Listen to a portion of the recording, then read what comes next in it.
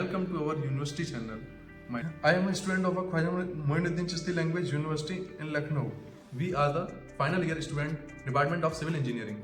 My name is Hridesh Kumar, and to my group mates, first Tanishka Chauhan and second one is Priyanshu Pratap Singh. We have make a major project on dynamic wireless e-vehicle charging on a highway.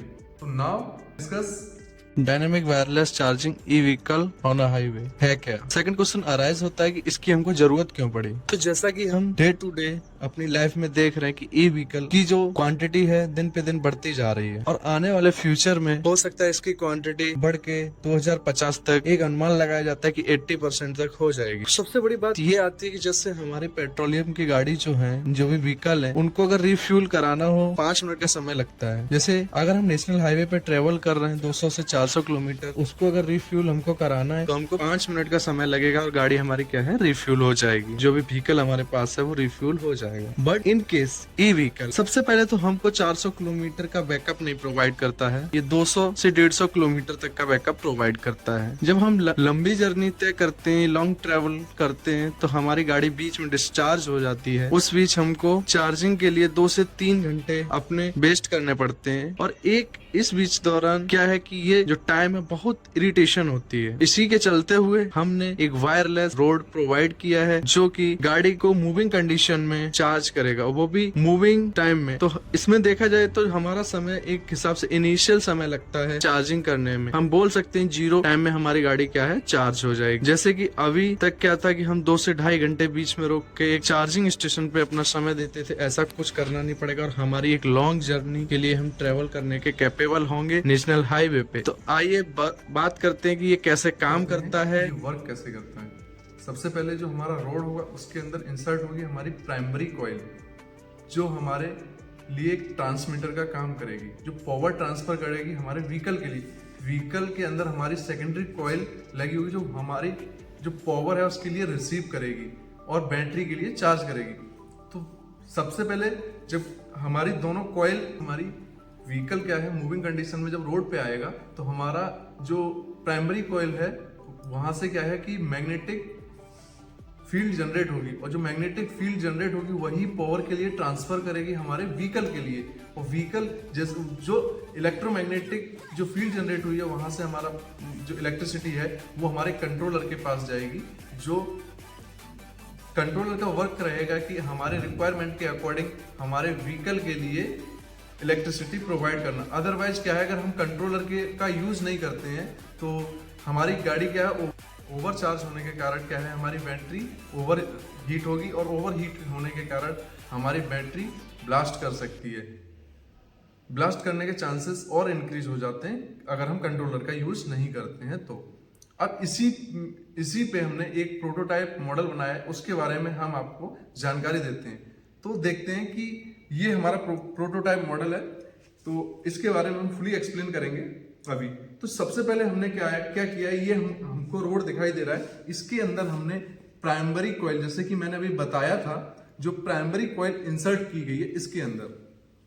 ये पूरा जो इतना हमारा road दे रखा है इसके अंदर primary coil insert है, जो अभी जैसे हम पावर स्टेशन से जब हम पावर के लिए सप्लाई करेंगे उसके बाद क्या है कि हमारी ये प्राइमरी कॉइल एक्टिव हो जाएगी। जो हमारा रोड हाईवे पे बना होगा वो भी हमारा सेम पावर सप्लाई देने से स्टेशन पे वो हमारा रोड एक्टिव हो जाएगा। अदरवाइज एक नॉर्मल रोड की तरह बिहेव करेगा जब तक हम वहां से पावर सप्लाई नहीं देते हैं। तो अब जैसे कि हम अभी देख पा रहे हैं कि ये हमारे पास एक व्हीकल है जो आपको दिखाई दे रहा है, इसके अंदर हमने एक सेकेंडरी कॉइल इंसर्ट की। जो सेकेंडरी कॉइल हमारी रिसीविंग कॉइल है ये इसके अंदर इंसर्ट है। जैसे हम इस पे रख रहे हैं तो क्या है कि जब तक हमने पावर के लिए हम सप्लाई नहीं देंगे रोड में तब तक ये हमारा जो हाईवे जो दिख रहा है ये एक्टिव मोड में नहीं है। जब हम यहाँ से सप्लाई देंगे उस वक्त ये क्या है, एक्टिव मोड में आ जाएगा। एक्टिव मोड में आते ही हमारा ये क्या है, व्हीकल एक मूविंग कंडीशन में चार्ज होने लगेगा। जैसे कि अभी आपको कोई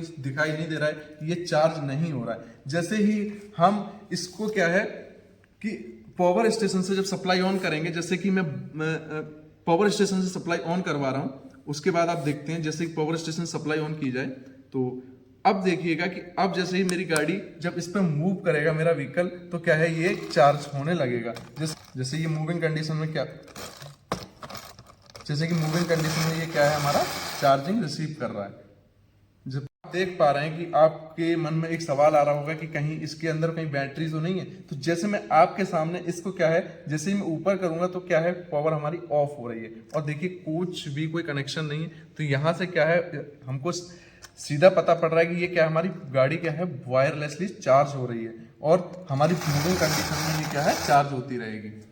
ठीक, अब हम देखते हैं कि इससे कि हमारा टाइम क्या है, बहुत ज़्यादा बचने लगेगा। जब हमारा इस तरीके का रोड, जब कमर्शियल रोड जब सामने आएगा मार्केट में, हम देखेंगे कि एक लॉन्ग डिस्टेंस पे क्या है कि जैसे कि कोई भी व्हीकल है हमारा, वो हमको जब लॉन्ग डिस्टेंस पे जर्नी अगर तय करनी है, तो क्या है, हमारा व्हीकल डिस्चार्ज हो जाता है, जो ई व्हीकल है, क्योंकि उसकी कैपेसिटी 200 से लेकर 250 तक की रहती है और हमको 300 से 400 किलोमीटर बड़े बड़े हाईवे, नेशनल हाईवे पे जब हमको ट्रैवल करना होता है, तो हमारा व्हीकल क्या डिस्चार्ज होता है। उस सिचुएशन में हमको प्लग करके अपना व्हीकल चार्ज करना पड़ता है और ये एक टाइम कंज्यूमिंग है और ये एक इरिटेशन टाइम रहता है एक जर्नी को तय करने के लिए।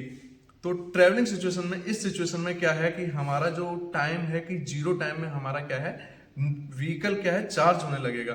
जैसे ही जब हमारा व्हीकल मूव करेगा हाईवे पे, तो व्हीकल चार्ज होगा और चार्ज हो मतलब मूव करते करते जब व्हीकल चार्ज होगा, तो इसमें हमारा कोई टाइम नहीं लगेगा, हमको फील नहीं होगा कि हमारी गाड़ी कब चार्ज होगी। और जब हम इसमें कंट्रोलर लगा देंगे, तो जब जैसे फुली चार्ज हो जाएगी, तो वो पावर ऑटोमेटिक कट हो जाएगी, जिससे कि हमारी बैटरी क्या है, ओवर हीट ना हो, जिससे कि सेफ रहे हमारी व्हीकल, जो है हमारा व्हीकल सेफ रहे, कहीं कोई डेंजर सिचुएशन क्रिएट ना हो रोड पे। तो जैसे कि हम आपको ट्रांसपेरेंटली दिखाते हैं कि ये वायरलेसली है या नहीं। आपके अभी भी मन में यही होगा कि कहीं गाड़ी के अंदर कहीं बैटरी इंसर्ट तो नहीं है, उससे तो नहीं ये जो एलईडी है वो ग्लो कर रही है। तो जैसे कि मेरे हाथ में एक रिसीविंग कॉइल है और मैं आपको इस रोड को एक्टिव मोड में लाके मैं दिखाऊंगा कि ये कैसे ग्लो कर रहा है। तो जैसे कि अभी आप देख पा रहे हैं ये एक्टिव मोड में नहीं है रोड, तो जिससे कि ये ग्लो नहीं कर रहा है। अभी आप चेक कर लीजिए, ग्लो नहीं कर रहा। जैसे ही मैं पावर वहां से ऑन करूंगा, जैसे ही पावर ऑन होगी, ये हमारा रोड क्या है, एक्टिव मोड में आ चुका है। अब जैसे ही हम इसके जितने पास में लेके आएंगे, ये क्या है, एलईडी हमारी ग्लो करने लगी। आप देख लीजिए वायरलेसली, और ये कंटिन्यू हमारी ग्लो करती जा रही है, जिससे कि आपको ये क्लियर हो जाता है कि ये हमारा वायरलेसली वर्किंग सिचुएशन में है। इस कुछ एडवांटेज क्या है कि इसकी लो मेंटेनेंस कॉस्ट रहती है और ये पोल्यूशन फ्री रहता है, इको फ्रेंडली होता है और हमारा जो टाइम रहता है इसमें, जैसा कि as comparison to plug system में क्या है कि हम एक व्हीकल को एक ही समय में चार्ज कर सकते हैं। ऐसा नहीं है कि एक ही टाइम में हम कई व्हीकल चार्ज कर लें, ऐसा नहीं है। बट इसमें क्या है कि हम एक ही समय में कई व्हीकल को एक साथ चार्ज कर सकते हैं और ये पोल्यूशन फ्री रहता है। अब हम आते हैं इसके ड्रॉबैक पे। तो ड्रॉबैक पे क्या है कि इनिशियल कॉस्ट इसकी हाई रहती है। ड्रॉबैक है जैसे इनिशियल इंस्टॉलेशन कॉस्ट बहुत हाई है इसका, मेंटेनेंस बहुत चैलेंजिंग है, थर्ड कॉम्प्लेक्स डिजाइन है और फोर्थ ड्यूरिंग रेनिंग क्या है कि इसमें मैग्नेटिक फ्लैक्चुएट होने के चांसेस रहते हैं, जिससे कि हमारी इफिशियंसी कम होती है। जो हमारा व्हीकल है वो प्रॉपर इलेक्ट्रिसिटी के लिए रिसीव नहीं कर पाता है, जिससे कि हमारी चार्जिंग में थोड़ी